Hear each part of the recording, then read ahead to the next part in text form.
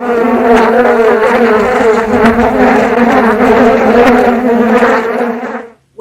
to Fly on the Wall, creating word wall games and activities on the fly. We're going to learn some very simple games and activities that you can create to use in your classroom as station activities, whole group games, free time, just some really easy ways that you can help engage your students with the vocabulary in a fun way that makes learning memorable for them. As a result, deepening their vocabulary understanding. But before we get started, I need you to sign up so that we can send you a CPE certificate so that you can get credit for this hour we're going to spend together. Also, by doing this, you'll be entered to win some prizes that we're going to be drawing for. So be sure that you take just a second, scan this QR code, and sign up so that we can get the materials that you need in your hands. Here's your handouts. In these handouts, you're going to have so many free activities that you can use and some templates that you can use. And so you're definitely going to want to take advantage of these handouts. So scan this QR code and you'll have access to the handouts here. Before we get started, have you ever felt like this? Y'all, I'm just so confused and so discouraged. I just looked at my kids' STAR test and almost all my class missed the question about a polygon. I know I taught them that word. I told them, polygon, it's a compound word. You get it? Polygon. She ain't here. She's gone. What? That's not what polygon means? Polygon's a figure with at least 3 sides that are closed? Ooh. I mistaught that one. Yeah, it's happened to us all. We figure out all of a sudden that, we didn't teach that word quite right, or, we taught it right, but somehow the kids just flat out didn't understand it. I want you to look at this question from a release star from 2019. On this question, I want you to see if you can figure out what vocabulary obstacle our students ran into that got us 50% passing on this question on that year. Hayden drew a polygon that has exactly 2 right angles. Which of these could be the polygon Hayden drew? A right triangle, B, a right trapezoid, C, a rectangle, or D, a rhombus. So the students needed to know what right angles were, they needed to know what a polygon was, and then they would also have to know the attributes of triangles, trapezoids, rectangles, and rhombuses. So all kinds of vocabulary understanding is required to answer this question. And our students probably knew what angles were, what right angles were, what a triangle is, a trapezoid is, a rectangle is, and a rhombus is, but what they've never been really exposed to on this one is a right trapezoid, combining those understandings of those terms and being able to decipher the right answer for this question. I want us to talk about why does it matter what's on your walls. The power of our walls is huge, and we like all the cute stuff, the polka dots, the zigzags, and all that great stuff. But what is really going to help our students in their learning? That should be our goal.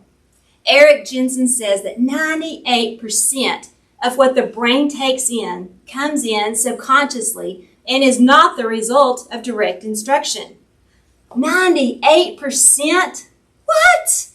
That means you're just 2% important? No, you know better than that. You're 100% important, and we know that. But what our students are taking in is coming through subconsciously, through the things that they're looking at in the walls as they're daydreaming the different things that they see. So because of this, what's on our walls takes on an exaggerated importance to our students' brains. And it doesn't matter if we ever call attention to what's displayed on the walls or not. Our students are getting that information in their brains. And that's what we want, right?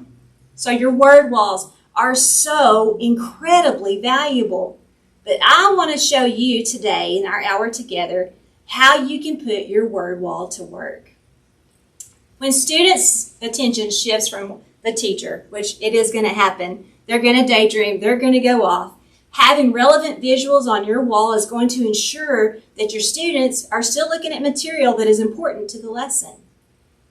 So all of these research facts and all of these things that we know, how can we help our students develop their vocabulary understanding? I want to encourage you to make sure that you have quality content on your walls, stuff that is going to be teaching for you even when you're not teaching. In the rest of our time together, we're going to go over Marzano's 6-step process for building vocabulary understanding. We're going to go through these 6 steps, and then we're going to really land on step number 6. It is my favorite, and it's so fun, and that's where all the games are going to come into play. In your handouts, you have access to this journal page. I encourage you to have a journal notebook that your kids keep up with and print off these pages to use just to kind of help guide their vocabulary development and to gauge what you've learned and to have a resource to go back and look at.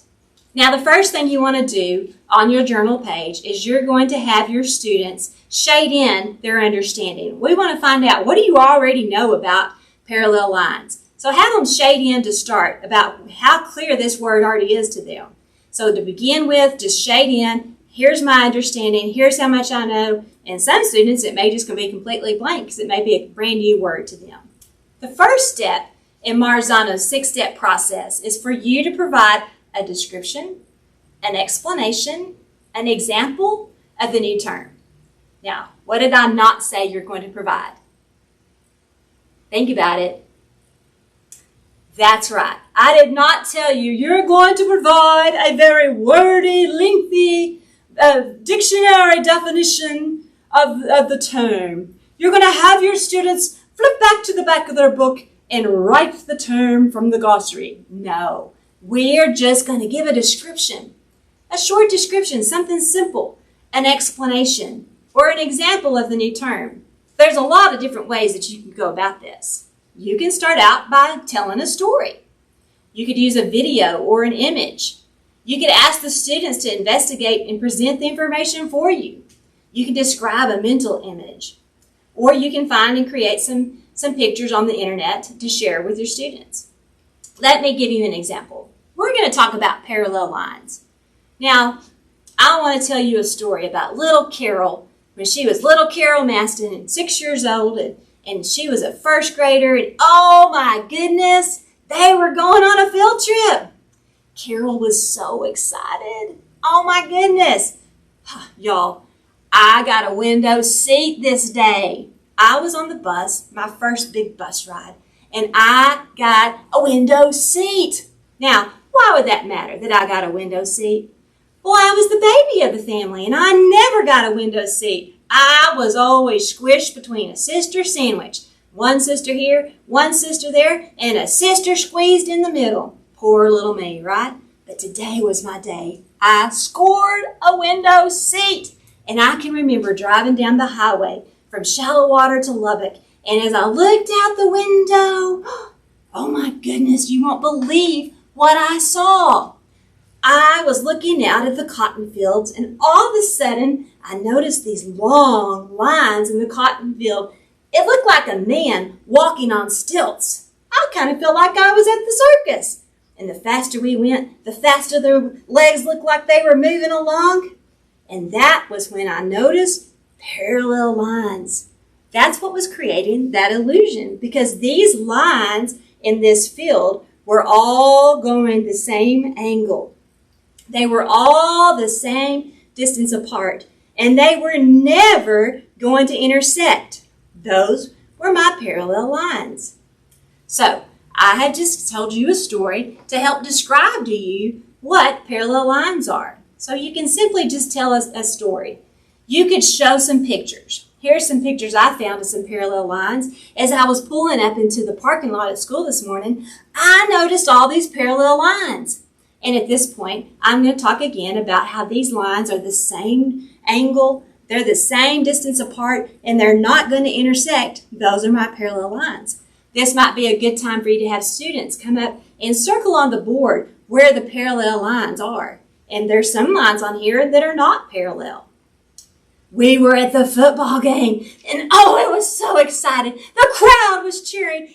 Everybody was rooting on the team, except for me. I was so captured by the parallel lines on the field. Just check out the parallel lines at the football field. I can play a video. I found this great video on parallel lines when I just Googled parallel lines and clicked on videos. Here's a great video example you could show to teach your kids about parallel lines. So I'm going to play this video for my students, and as it plays, I'm going to have them write a list of things that they see on here that are parallel lines. And maybe I'm even going to create a list of things that are not parallel lines. So the first way I can do it is just give a story, give some simple examples, and be descriptive, show pictures, little videos, anything you can do to bring it to life for your students. That's step one in Marzano's step.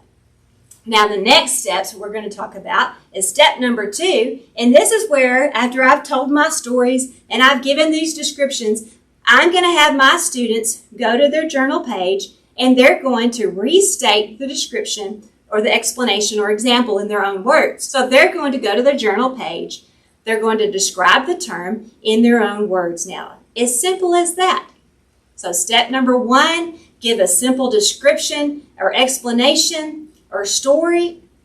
Step number 2, I'm going to have them give a description in their own words, restate it in their own words, keeping it simple. All right, now on to step number 3. On step number 3, you're going to ask your students to construct a picture, a symbol, a graphic, something to represent what this new term or phrase is that they're learning.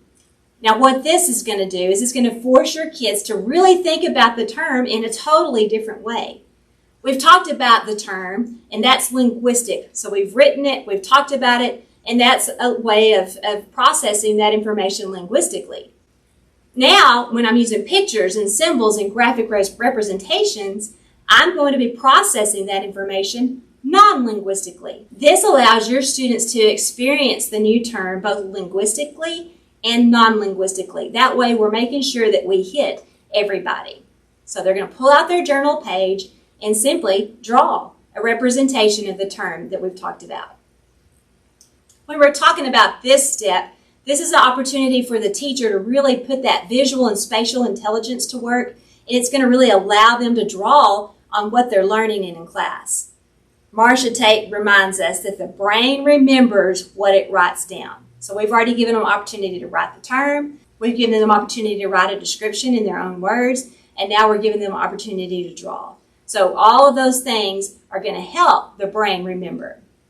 Now step number 4 is you're going to engage your students in activities that are going to help them add to their knowledge of the terms. So just some simple activities to help them understand the word at a deeper level. We may highlight the prefixes and the suffixes in this term.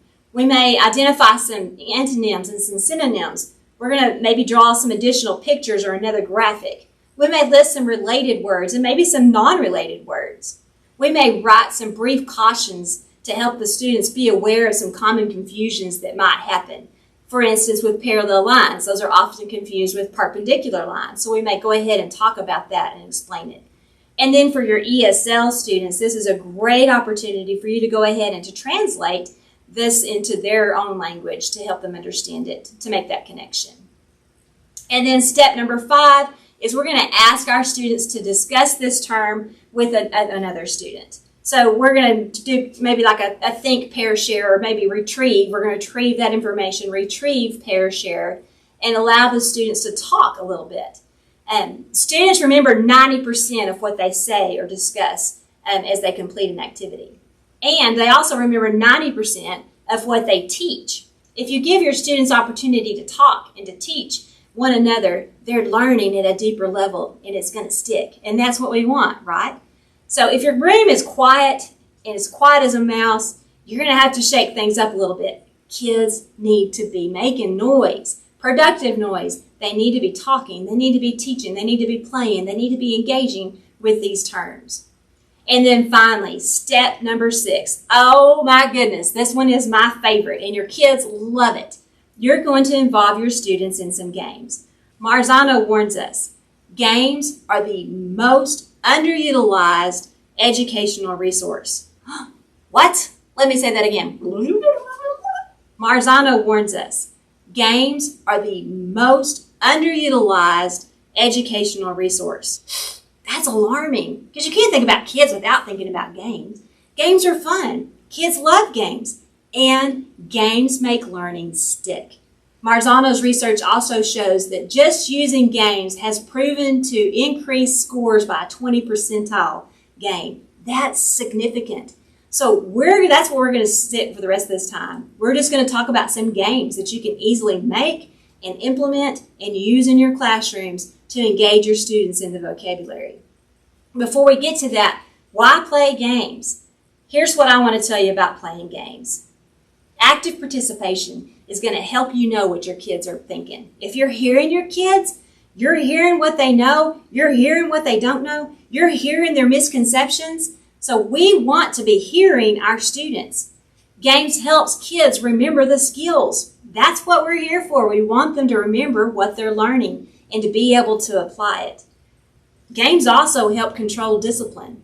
If your kids are having fun, they're not so busy disrupting and getting into trouble and stirring up stuff. So it really helps keep the discipline problems down because they're engaged, they're busy. It's when they're bored that the problems start kicking in.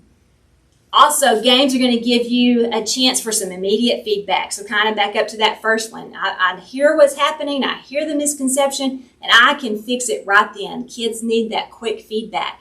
And when I'm communicating and listening, I have the opportunity to do that. And then number 5, and maybe the best one of all, is it makes the kids tired instead of the teacher. They're worn out at the end of the day because they have been so busy. So having your kids active and participating at an active level is going to do all these great things. But I want to tell you some other personal reasons why I use games in my classroom. The beautiful thing about games is it levels the playing field for all learners. Oh, doesn't that sound nice? That everybody has confidence, that everybody feels like they have a place, that everybody thinks they have a chance. Games give you the opportunity to level that playing field. Games also allow that extra practice and it's disguised as fun. Isn't that great? Not some mundane writing the vocabulary term and the definition over and over and over until you get it down, but really learning disguised as fun. How fabulous is that? And it engages our learners. And that's what we want, is we want kids who are engaged. Kids who look forward to being in your class because they know they're going to be doing something. But my favorite point of all that I want to share with you is that playing games in your classroom is going to help build a community. And guys, our kids need community. They're missing out on community. Homes are not what they used to be. Parents are distracted and busy. Siblings are distracted and busy. And they need a place to belong. They need a community. At the end of the school year, as a 4th grade teacher, I went back to my desk and I found this incredible book on my desk. A little girl had made it for me. Pages and pages of some of the sweetest thoughts. But this one page that I want to share with you took my breath away. Because this is what my goal is. This is what I want your goal to be. So her note says, she was so unbelievable. She was fun and funny. And here's the best part. She bonded with the kids like they were her own. This little girl felt like she belonged. She knew she belonged. She had been heard. She had been included. And she had been a part of a community. Because through games, we were able to work together. I was able to work with small groups of kids in play, and I was able to connect with these students. So playing games in your classroom is going to help create a community. I want you to think about what you do at Thanksgiving and at Christmas with your family. So many families, as soon as the meal is over and everything's cleaned up, what do? They gather around the table to play games, because that is a way that the playing field is leveled. All ages can play from 0 to 99. So the playing field is leveled. They're able to communicate and engage with one another and create that community and be together. So that's why I love having games in my classroom. Laughter puts the student's brain in a state of optimal learning. And what we learn with pleasure, we never forget. So laughter, guys, have some fun. Let your students have some fun. And games are a great way to include some laughter. Real quick, we're going to do a brain drain. I want you to write down the 6 steps that we've talked about so far. Just grab a piece of paper, type it on your phone. But what are the 6 steps of Marzano's 6-step process to vocabulary understanding.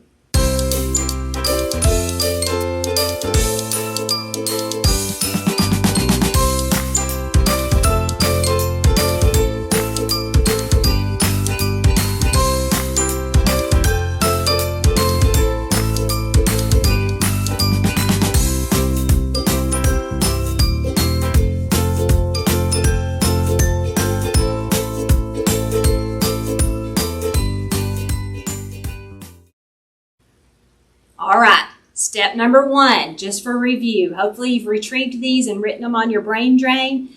You're going to provide a description, an explanation, or an example of the new term. That's step number 1. Step number 2, you're going to ask the students to restate the description, the explanation, or the example in their own terms, just very simple.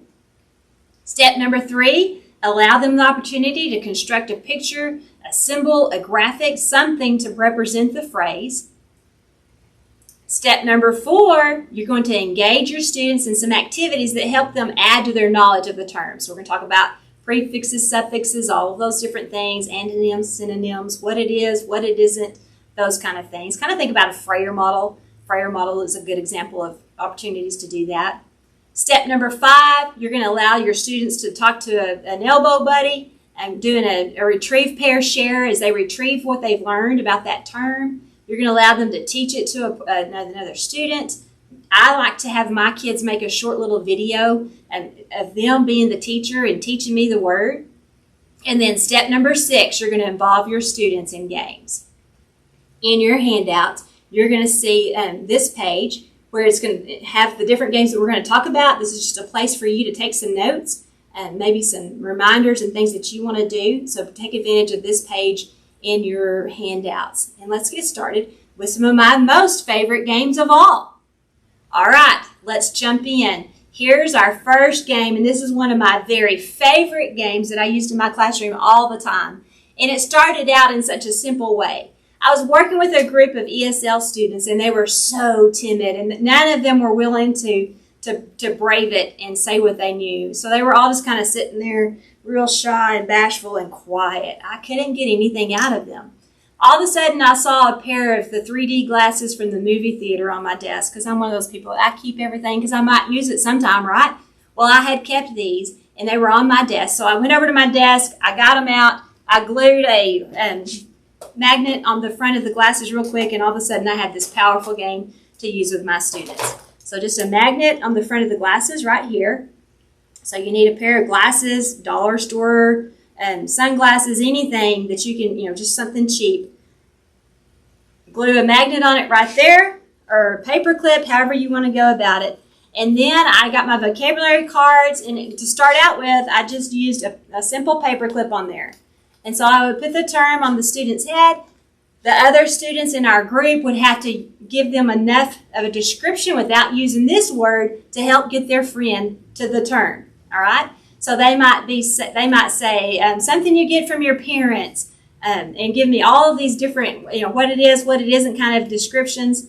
The great thing about this game is everybody in the group is playing the game. The one wearing the words playing, the kids giving the hints are playing. Everybody is involved. So you can do this real simple. And later on, I kind of got sophisticated, and I glued washers on the back of my cards so that they could just stick on the glasses using the washer. Again, the kids would have the term on their head. Everybody else in the group or the class is giving these clues to help get the person who's it to say the term. Dropper, tiny, metric, not customary. All these different clues are coming in, so everybody's participating until the student finally gets to the answer. Millimeter! Yay! And then the next person is going to be chosen to go. We'll change out the glasses and change out the word and go again. So this is a game that would work whether it's math, whether it's language arts, science, social studies. Any of those subjects would be great for this activity. The great thing about this is when the student puts these glasses on, all of a sudden they are no longer shy little Evelyn, timid little Joe. They are brave because they are Buddy Holly. Pegasus, a Pegasus, a pretty, pretty, pretty, pretty Pegasus, you know I love ya, oh my Pegasus. Okay, sorry, you had to endure that. It was free, no extra charge. All right, the second game that we're going to talk about is Seek and Find. Seek and Find is going to use a Freyer model, which we talked about. The Freyer model is a great example of hitting all of Marzano's steps here. But we're going to turn this into a game, so this is going to hit step number 6 very well. So the first day, what I'm going to do, and again, this would work for any content area. Here's a science example, and here's a math example. You can use it for any content area. So day 1, I give the kids this Freyer model that I just made on a piece of poster board. I'm going to get a little Velcro dots from the Dollar Tree. I'm going to have the term on the card. Day 1, they're going to give me some facts and characteristics about this term. They're going to give me some examples of right angles, and they're going to give me some non-examples of right angle. And we're going to do that for 10 or so cards, however many kids are in your station group. And day 1, they're creating the game boards. Day 2, they come in. You have removed the term. And so now they have this stack of terms, and they have these posted around the classroom, and they're going to have to go around as their little station group, and they're going to have to find the Freyer model that goes with the terms. So they're going to go around and they're going to read. They're going to look at the examples and non-examples. Examples. We may have talked about that earlier, Non-example. Ooh, that's one that might trip them up. And then we've got some facts and characteristics. So my facts are lines will never touch. And think about the 2 L's in the word. So just a little trigger to help bring a memory there. Lines that run at the same angle and never intersect. That must be parallel lines. And so the students will then just put the term on the poster and then continue around until they've placed all the cards back with the correct poster. This is a great game. And the great thing about this is the kids are the ones who are doing all the work. And this would be one that you could reuse easily. Laminates where you can erase later on and redo them. Come up with new definitions, descriptions, and facts and characteristics, examples, non-examples, all those different ways that you can use a Freyer model. So that is Seek and Find. Great way to use your vocabulary cards and to engage your students at the same time. This next activity is so simple. This is called Hot Wad. All you need on this is a list of your terms printed out. So you can either have the term or you can have a definition and then some music playing. So it's kind of like hot potato. So I've got my terms here for Hot Wad. I'm just going to wad up the term. We're going to start the music. They're going to pass it around until the music stops. Da, da, da, da, da, da, da. When the music stops, we're going to see what the term is. Parallel. And before we do that, we're going to choose either you have to act it out, you have to give a description, or you have to draw it, do like an air draw. All right. So let's say that we said we were going to act it out. So I unwad it. I've got the word. So my teammates in the circle didn't see it. Only the person who got the hot potato at the end gets it. So I'm just going to give you some clues. I may show you some examples around the room. And to get the kids to that. And the kids are going to tell me parallel, and then we're going to go around and play again. So that one's so simple. A game that doesn't take hardly any preparation, and the kids are going to already know how to play it, so it's pretty easy to do. So that's Hot Wad. All right, the next game I want to talk about is I Have, Who Has. And you've probably played this game in some form or fashion in your classroom. If not, I really encourage you to play it. Kids love it. It's simple. Everybody is involved. That's what I love about most of these vocabulary games is the whole classroom is involved, or the whole station group is involved. It's not just one person, and everybody is engaged. Everybody is hearing. Everybody is giving some input to help get you to those terms. So that's what I really love about all of these games is it includes everybody. Again, back to that community, back to that family. Everybody has a chance. Everybody's at the table. And so this is I Have, Who Has. I just took my Lone Star Learning vocabulary cards, and so I've got my vocabulary term on the front. On the back, I put the definition to another term. So get your words, put them in an order, alternate where the term goes. So card number 1, the definition is going to go on card number 2. Card number 2, the definition will go on card number 3. Card number 3, the definition will go on card number 4, and so on. You get the point. Okay, so then to play the game, I pass these cards out to everybody in the classroom or the station group, however you want to go about it. And I pass them out into the classroom, and the first student is going to start out. And so here's my card, student number 1. And my hint is I have quotient. So the kids are saying the word and hearing it. Who has the number that divides into the dividend in a division problem? What would that be? And so the kids are going to be looking around at everybody else's cards to figure out who has it. It's divisor. And everybody's going to start giving the hints. And then the kid who has the right answer is going to be like, I have divisor. Who has a fraction where the numerator is greater than the denominator? Everybody's going to start thinking, what's the answer? I know it. A fraction where the numerator is greater than the denominator. That's got to be an improper fraction. And so the kid who has improper fraction is going to find their card. They're going to say, I have improper fraction. Who has the amount remaining when the subtrahend has been subtracted from the minuend? All right. And you just keep on going through like that. So super simple activity. Kids love it. My kids always love to make a competition out of it. So we would time ourselves the first round, and it's the whole class, so nobody's losing. And we would time ourselves. And then the next day, we would try to beat our time. This is a great activity to use when you just have some spare minutes at the end of class. Maybe you're a little early and it's not quite time to go to lunch, so you need to do something. And we want to be productive and not waste any time. So this is a great game to pull out then. And the kids really do love it. And it's fun to watch them work together and teach one another. And this is their opportunity to do some teaching as they try to determine what the terms are. Let's take a little 60-second brain break. Stand up, stretch, maybe get a fresh drink of water. But while you're doing that, I want to show you some resources that are an amazing addition to your classroom. Lone Star Learning is known for our award-winning picture vocabulary cards that truly help your students get the picture. These are great tools to help your students quickly learn new terms.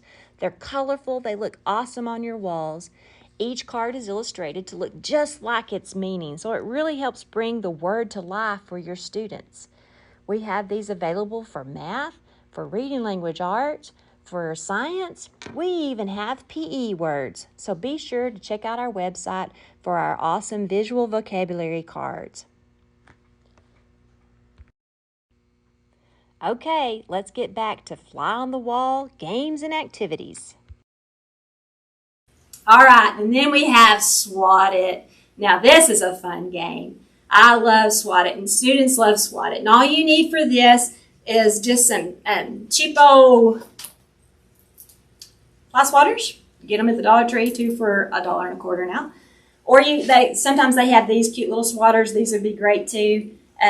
Or you can use just the sticky hands. These are fun because there's not a whole lot of control on where these land. So that makes it kind of interesting and is kind of an extra playing field leveler of sorts because of the lack of control on that. Kind of gives everybody a chance to be a winner on that one. So you need the swatter of some sort. You need your vocabulary card, your term, and then type up your definitions. And you can do this 2 different ways. I can lay the terms out where we're pulling a definition, read the definition, find the term. Or I can spread the definitions out and we pull a term and then we have to find the definition. But what you'll do is you'll lay one or the other out. So I'm going to lay my terms out on the table. And then I'm going to pull a definition. So my definition is 2 intersecting lines that form a 90-degree angle. I'm going to find it, right angle, and I get it. Whoever swats it is the kid who gets to keep that card and kind of keep score that way. With games like these, you always have to have those classroom management conversations and make sure that you know you can't swat anybody else. These are just for the cards. They don't touch anything but cards. They don't touch kids. They don't touch teachers, and they just are going to be used to swap the cards.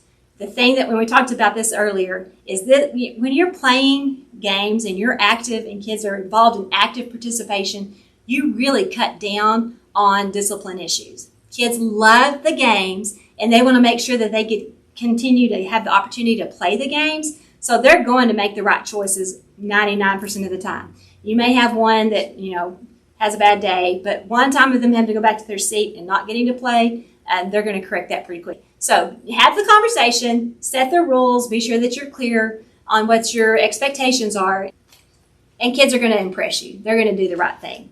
Just be sure that those expectations have been put out there for them. That's swatted. Vocabulary cards, some definition strips, and a swatter of some sort, and you've got a great activity that kids are going to look forward to playing. And these are things that you can use again and again throughout the school year. I always remind people, don't be one and done on activities. If you've got a great activity, play it again. Kids like to play games again. You don't buy Monopoly just so you can play it once. Okay, well, some of you do because you can't stand how long it takes. I personally love it and my family hates it. But we buy games because we want to play it again and again. So if it's a good game and your kids like it, keep it out there. Allow them to come back to it over and over again. Here's a great quote by Sosa. How a person feels about a learning situation determines the amount of attention devoted to it.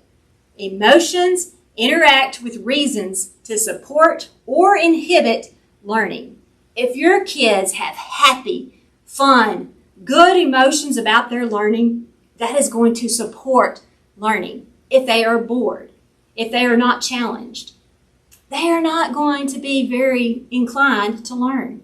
So we want to make things fun for our kids, and that's why we're talking about these games and activities that you can use in your classroom.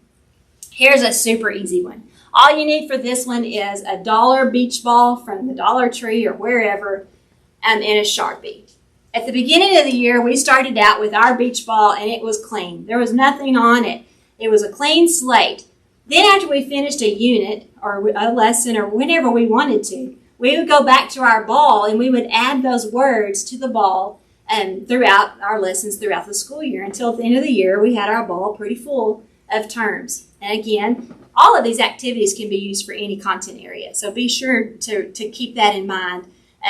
So I've got my ball, and this one was used for math, so it's got math terms on it, but again, you could use it for science, social studies, reading language arts. And with a term, what they're going to do is you're going to throw the ball, whatever their right thumb lands on, they're going to have to give a brief description of that term. All right? So I throw the ball, catch it, thirds, a fraction that's divided up into 3 parts. I'm going to throw it again, catch it, sum. A sum is the total of 2 add-ins. And maybe you want to change it up, and instead of giving a description, you're going to have them act it out. Instead of doing that, maybe you're going to have them draw it, just kind of like we did on the other game a minute ago. You could do all the different ways. You could have them give 3 examples. You could have them give some non-examples. So just think about some different ways to mix it up. Having a ball, super simple. Again, are you going to have some classroom management conversations on this? Yes. We're not trying to knock off anybody's head. We're going to make sure everybody's water bottles are put up so nothing spills. Just some simple classroom management conversations, again, that you'll want to have before you do this activity. All right, our next game is Fast 5, and this one is super simple. And for this one, all you need is some vocabulary cards or terms, a timer, and your Fast 5 sheet. This is available in your handouts, and so be sure you take advantage of that. So for Fast 5, I have my Fast 5 sheet here, and then I have my terms. And so I'm going to set a timer, and I'm going to give the kids 20 seconds, 15 seconds, whatever you think they need to play the activity. So for this, here is the term. Let's go with a foot. Real quick for you who are attending this session, I want you to give me a Fast 5. 5 things you know about the term foot. Real quick, Fast 5.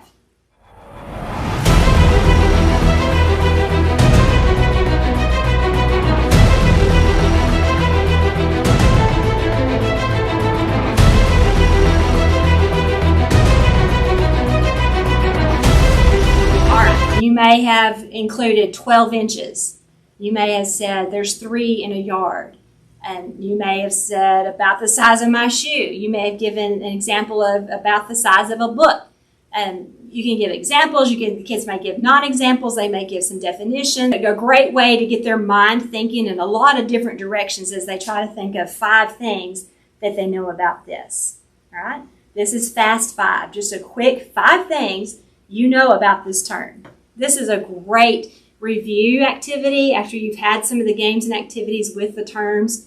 And then just to have them pull out everything that they know about the term. We go back to that star question before, and if kids really had a great understanding of right angles and about trapezoids and what a trapezoid looks like, we always think a trapezoid must look like this, and that's not what a trapezoid has to look like. We need to know what the attributes are of them. And games like this gives you a chance for the students to write down all the attributes of a trapezoid. Kids have never talked about the fact that a trapezoid just has 2 parallel lines. It's 4 sides, and 2 of those sides are parallel. Well, that could make me a right trapezoid, right?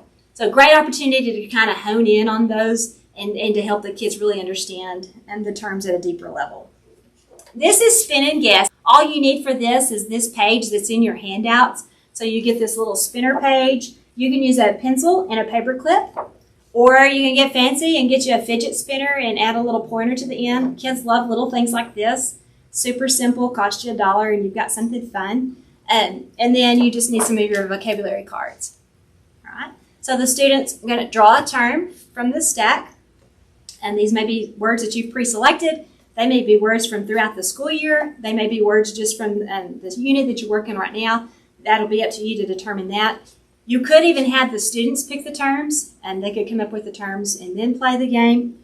So here's the term that my student drew. He's going to spin the spinner. My spinner landed on give 3 examples. And so my example may be the width of a door. My example may be there's 100 of these on a football field. I could do this. So all of those different examples in the ways that they're thinking on that. So this is called Spin and Guess. Again, all you need for that is your vocabulary terms and this spinner, and you've got a great game ready to go for your students. I love I Spy. And for this game, all you need is a word wall and then your clues or your definitions, and then one of these great little laser pointers. I just got mine at the dollar store. Again, just $1 item. You got a great activity. Once again, you're going to have those conversations with your students that we're not doing laser eye surgery. We're not, bringing down the airplanes. All we're pointing these at are the vocabulary cards. The way I did my word wall is I got a ribbon and then just a D-ring from the fabric store. I just glued it because I am not a seamstress. So if you can glue it, I can do it. I used Velcro dots, again, for the cards and for the ribbon. That way, if I needed to pull a card to use it at the teacher table or for the lesson that we were having, I could, I had access to that. It wasn't just up there where I couldn't use it anymore. And so this is a great way to display your cards. And then it's a great way to play this game. So for this game, you're going to give your students a hint or a clue, and they'll point the pointer at the term. So here's your clue. The part of the plant that grows upward from the root. And the kids are going to look at all my different choices. Stem. And so they're going to point the laser pointer at stem, and that kid gets the point for that term. They could come get the card, and you can just keep score on the board, however you want to do it. Again, this is a great game to play if you've got those odd minutes between activities, between changing classes or changing content, whatever you're working on. And so great way to do this. You can do it for math, you can do it for science, you can do it for social studies. And that's what I love about all of these is they're so interchangeable content-wise. Here's an example of my math one that I just made with some of our smaller cards that we have at Lone Star Learning. Here's your clue. I am an angle that is 89 degrees. What am I? The kids are going to think. The guys who have the pointer are going to be like, oh, acute! And boom, they got it. All right? So this is a great game. Kids love it. It's fun. everybody, even if I'm not the one with the pointer, as soon as I hear the clue, I am looking for the right word. So again, everybody's minds are working in this activity. You can find a lot of good game ideas by watching the late night shows and talk shows. They often have vocabulary type games. So some of these activities I'm going to show you now are games that I've gotten from Jimmy Fallon, Ellen DeGeneres, those shows like that. They play a lot of games that are great for vocabulary. So this game's called Danger Word. And this is taken from Ellen's show, a game that they used to play on that. It's easy and fun. And you can come up with a danger word. You can have the kids come up with the danger words. I've come up with the danger words on here. I've put a Post-it note on the front of the card so that only I can see it. And then a person from the opposing team is going to come watch over my shoulder and make sure that I don't say either the word on the card or the danger word, okay? So I'm going to try to get you to guess my term by giving you some clues and trying not to say my danger word. All right, you can only say one word at a time. Angle. 91. Hexagon. Maybe I'm going to demonstrate it here. All right, and my team's going to guess obtuse, and then we got it, right? But if I gave you clues and I said right, that'd be okay. But if I say the word acute or I say obtuse, I've hit the danger word and I don't get the point. All right? So that is danger word. Fact or fiction. This is a great game. It's kind of a 2-day deal as well. So on the first day, you're going to have your students come up with 2 statements that are facts and 2 statements that are fiction about the terms. Okay, so day 1, I give them the cards.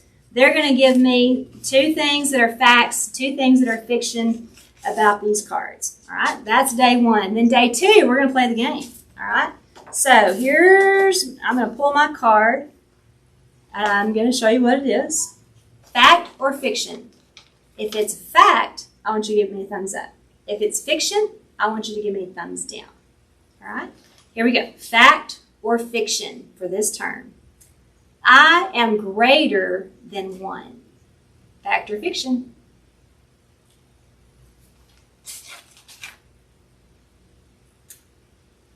Fiction, right?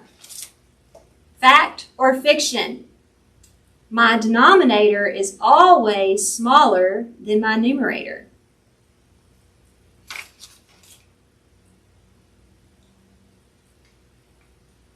Denominator, so they're having to think about it here. My denominator, so there's another vocabulary term, is always smaller than my numerator. Denominator down, numerator north. My denominator is always smaller than my numerator. Is that a fact or fiction statement for proper fractions? Fiction, right? Proper fraction, the denominator is always larger than the numerator. Okay, so again, this is great practice for STAR type questions and trying to really process the attributes and the things that you know, figuring out what you don't know. That's one of the great things about games is it gives you a chance to practice in a low stakes environment where you feel safe and messing up, okay? So that's another great thing about games and activities with your kids. Fishbowl. This is a game that my niece taught me. And we played this at Christmas, and we got to where we play it all the time. If you'll Google fishbowl, you'll find all kinds of ideas and different ways that you can play this game. But all you need for it is a bucket or a bowl. You can get an actual fishbowl. I just have this little basket here that we use. We're going to populate the fishbowl, and either you can populate it, you can have the students populate it, however you want to go about that.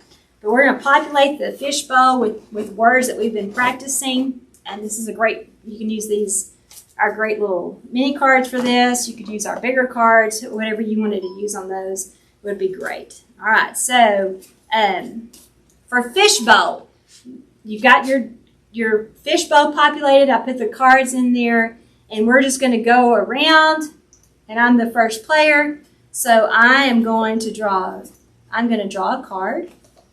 Here's my card. I'm not going to let you see it. And I'm going to try to go through as many of these as I can in 60 seconds. So you're going to set the timer for 60 seconds. Greater than 90 degrees. So the first round, you're just going to give them a statement to try to get them to do that. Obtuse. A shape with 8 sides. Octagon. Everybody hollers, I get it. I keep going for 60 seconds. A number that can't be divided by 2. So you keep on going through that. And then the second time, you can only give 1 word. And then the third time, you can act it out. There's all different kinds of ways to play that, so I encourage you to Google it. And there's a lot of fun different variations of the game. But this is an easy activity. It doesn't cost you a dime, really, to create this game and to play it. So that is Fishbowl. All right, so Gimme 3 is a great activity that we've created at Lone Star Learning. We love it because kids are so used to giving 1 answer, but with Gimme 3, you're having to give 3 right answers, and that kind of stretches their minds a little bit.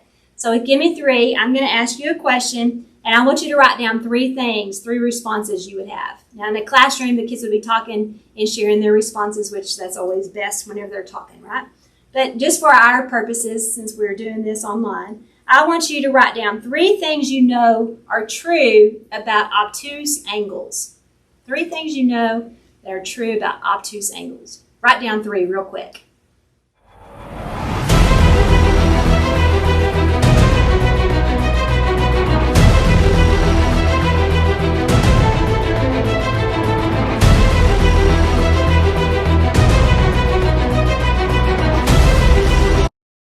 All right, what did you write down? Did you get greater than 90? Did you give some examples? Did you give some non-examples? Did you draw a shape? 3 things you know. And there's so many different ways students could respond on this, and that's what we really love about it. Let's move to one about fractions. I want you to give me 3 fractions that are about 1/2. Real quick, write those down where you're at.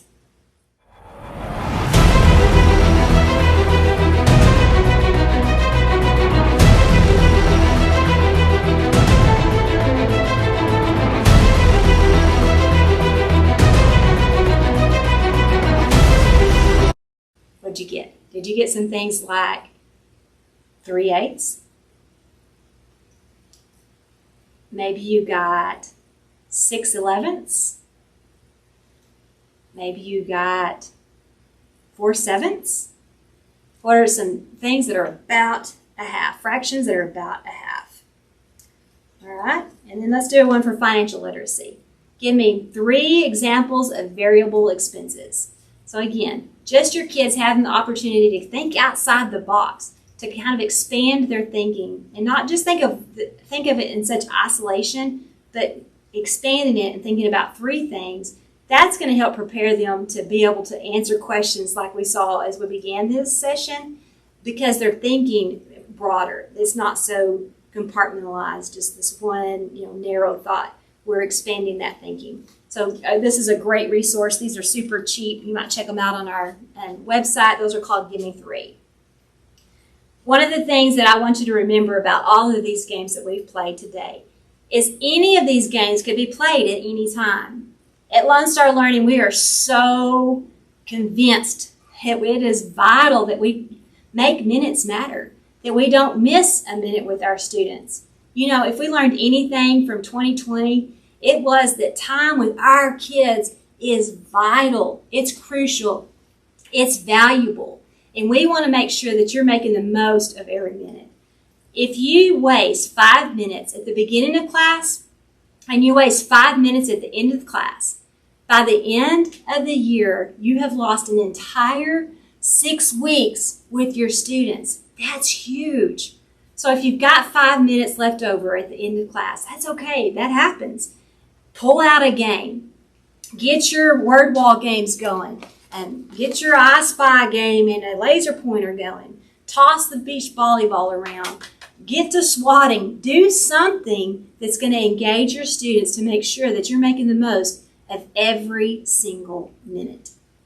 In your handouts, there are a ton of more game ideas and game activities that you can use in your classroom.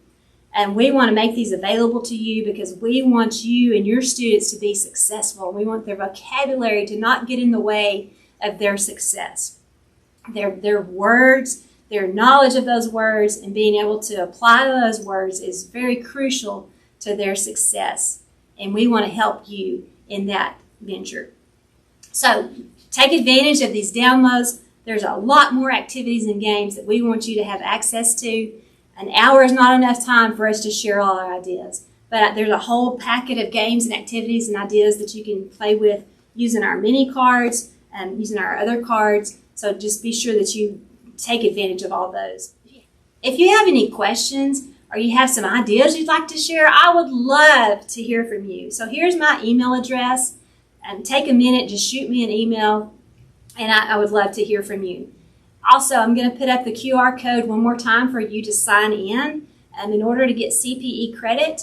In order to be in our drawing for some free prizes, you need to sign in this Google form. Won't take you but a second. So if you would just real quick sign up so that we have record of your attendance with us, that would be a lot of help to us. We can't give you credit if you have not signed up on this form. So if you need CPE credit, be sure you take the time right now to sign up. Again, thank you so much for spending this time with me. I love that you did. I hope that you're walking away with some ideas. I hope you're walking away excited about some fun things that you can do in your classroom. Kids are fun, right? When you think about kids, you think about play. You think about fun. You think about joy. You think about noise. You think about curiosity. Be sure that all of those things are pictured in your classroom through your activities, that they're having the time to do those things, to be a kid. And with games and activities, your kids get the opportunity to be a kid, and your teaching is going to stick. Thank you so much. Y'all have a great day.